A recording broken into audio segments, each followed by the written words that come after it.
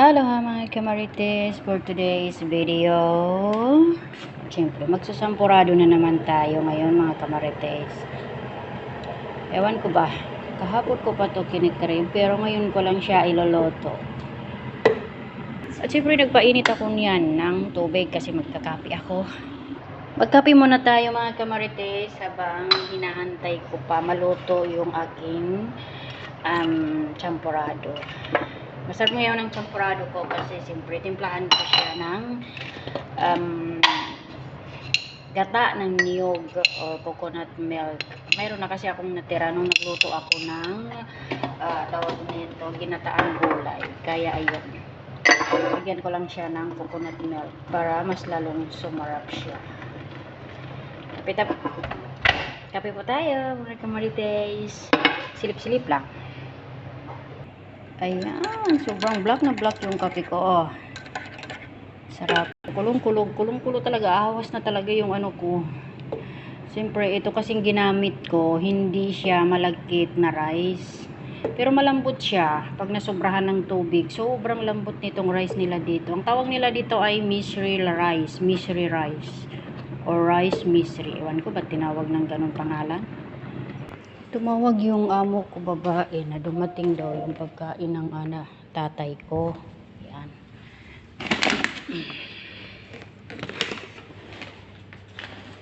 Nagda-diet kasi sila. Kaya ganun. Pagkain to ng tatay ko. Ewan ko sa nanay ko kaya hindi pa siya nag-order ng mga ganitong food. Diet food yun tawag doon. Kaya ganun. So, ayun na nga, buksan ko, ipakita ko sa inyo ang laman niya. Siyempre kasi lalagay ko to sa ref. In fairness, healthy naman. Magkano kayang bayad nila dito? Una, salad. Tayo nang nag-unbox. Ito naman, sweet. Pero hindi ko alam ang pangalan niya. At ito yung food niya, parang chicken siya na mayroon din pipino, may salad din. And then, ito naman, malaking, aywan ko, tinapay nga, croissant. Ay, ewan ko. Tinapay nga, kumbaga sa atin ensaymada, ay hindi empanada. Ay, ganun ba? Ilagay ko lang yan sa ref. Minsan yung nanay ko noon, nagda-diet din kasi ito tawag nila dito, dieting food.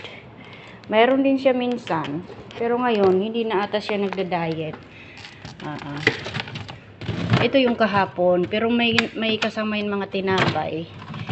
Dinala ng tatay ko ngayon, binaon niya sa wood. Dahil kanina pa kumukulo, lagyan ko na siya ng milk para mamaya ay lagyan ko na rin siya ng chocolate. Kasi ang gusto ko, chocolate, champurado. Alay, dumikit na siya, parang nasunog. At mamaya ko na naman siya lagyan ng gata ng niyog. At syempre, lagyan ko siya ng sugar. Magkakay ako dito sa nasa 1/2 to. 1/2 cup na sugar. Lagyan ko dito kasi kanina pa siya kumukulo. At pamaya, lagyan ko na siya ng ng coconut milk. Ayan. Tamang halo-halo lang naman.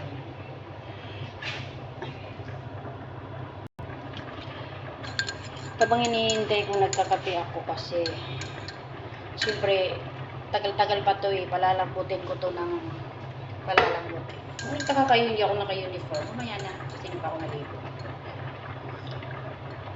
Kape muna bago maligo. Bago magtrabaho. Ayan, pakita ko sa inyo mga kamarites. Ayan siya. Diba? Pagka lumambot na yan, lumambot naman na siya, kaya lang gusto ko yung malambot na malambot. Yun, ganon. Lagyan ko na yan ng chocolate. Ito nga po pala ay cacao chocolate yan.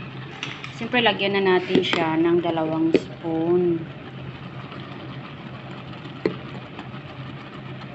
Ay, siguro nasa 1.5 spoon lang siya. Hindi ko pinadalawa.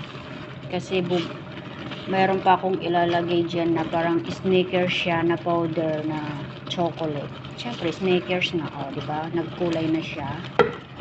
Ito siya, pang toppings lang pag naglagay ako or kakain ako. Pag naglagay ako sa bowl, siyempre toppings ko yan. Chocolate din yan. Uy, dumikit siya. Kailangan talaga halo-haloin siya. Makulay na to kaya pwede na to. Okay lang na hindi siya 2 spoon na kakao. Kasi, nangamoy na yung pagka-chocolate niya. Tumatalsik siya. Kailangan ko talaga siyang takpan. Kaya lang baka dumikit. Kasi parang dumikit siya sa ilalim. Tikman ko kaya siya. Wow, lasang chocolate talaga. Kailangan ko siyang takpan. Taktakan ko kaya nito ng Snickers para mas lalong lasang chocolate talaga. Yan. Hayaan ko na siyang kumulo muna. Takpan ko muna sa saglit kasi medyo may matigas-tigas pa yung kanin. Naku, aapaw na siya. So, medyo okay naman na siya. Lumambot na siguro kasi kumulo na siya ng siguro nasa 2 minutes to. Pagkakulo niya nung tinakpan ko na siya. And then, siyempre binuksan ko na yung aking coconut milk. Halo-haloin ko muna siya kasi parang may buo-buo pa. Galing to kasi sa ref. Nilagay ko sa ref. Ito yung natira nung ako ay nagginataan. Ginataang gulay. Kaya ilagay ko na lang siya now. Ngayon, siyempre halo-haloin. At alam nyo na guys, pag nasa lata yung aking iluluto ay hindi pwedeng hindi hugasan ng tubig. Singutin ba? Singutin para maubos, para walang sayang. Para pati yung nakadikit yan sa lata ay wala na.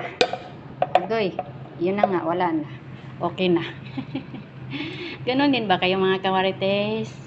Kasi ako ganon ako Pag yung iluluto ko na sa lata, hindi pwedeng hindi ko hugasan yan.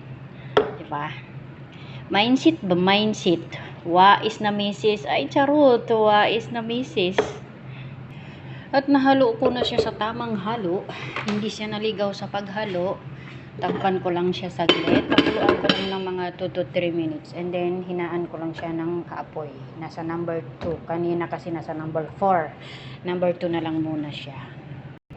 At ayun na nga mga kamarites. Kanina pa siya kumukulo. Siyempre, kailangan ko ng i-flex ito. Agoy, ang dami kong sinasabi. Napunta pa sa i-flex. At ipakita ko sa inyo pala ilagay ko siya sa kasi pwedeng dalawang toppings yung ilagay, ganun nga, pwede nga. Maglagay ako ng isang ganyan, and then dito rin sa isang ganun nga.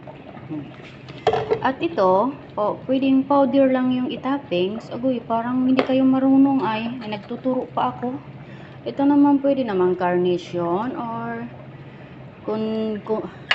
condensed ba yun na milk? Yan lang. Dali-dali ba? Let's eat na po mga kamarites. Pili lang kayo kung saan gusto nyo.